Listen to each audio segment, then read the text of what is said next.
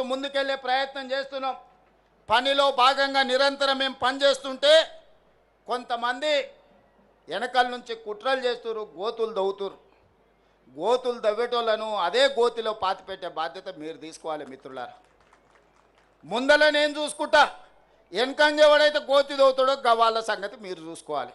మా నరసింహులన్న చెప్పాడు మేము ఉంటామా నీకెందుకు నువ్వు నడుపు అని. మరి మా నరసింహులన్న మాట మీద వెనకంగా గోతులు దవ్వేటోళ్ళను, నక్క జిత్తులోళ్ళను, నల్లి కుట్లోళ్ళను మీరే ఏదో ఒకటి చెయ్యాలి. మీరు చేయకపోతే నష్టం జరుగుద్ది.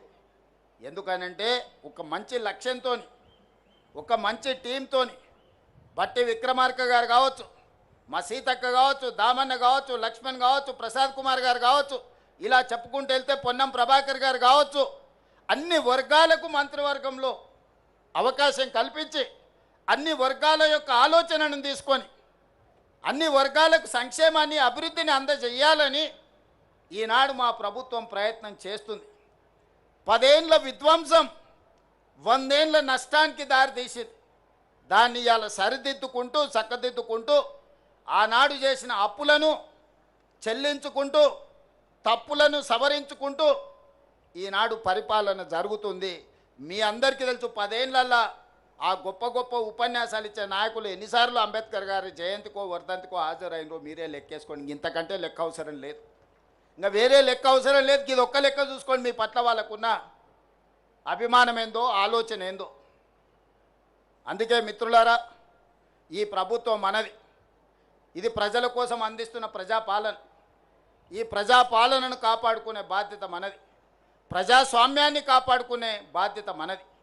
అందుకే ఇవాళ కేంద్ర ప్రభుత్వం మహిళా రిజర్వేషన్ల గురించి, నియోజకవర్గాల పునర్విభజన గురించి, సీట్ల పెంపు గురించి కల్గాపుల్గం చేసి మాట్లాడుతున్నారు.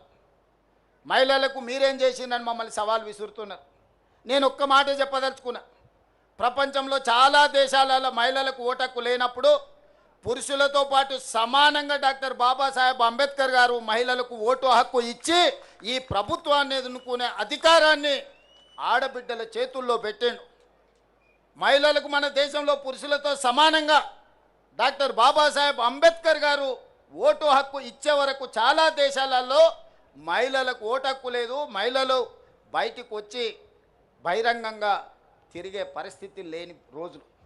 ఆ రోజుల్లోనే డాక్టర్ బాబాసాహెబ్ అంబేద్కర్ గారు మహిళలకు ఓటు హక్కు ఇచ్చి సమానమైన అవకాశాలను పురుషులతో పాటు సమానమైన విలువ ఆధారిత ఓటు హక్కునిచ్చిండు. ఆ తర్వాత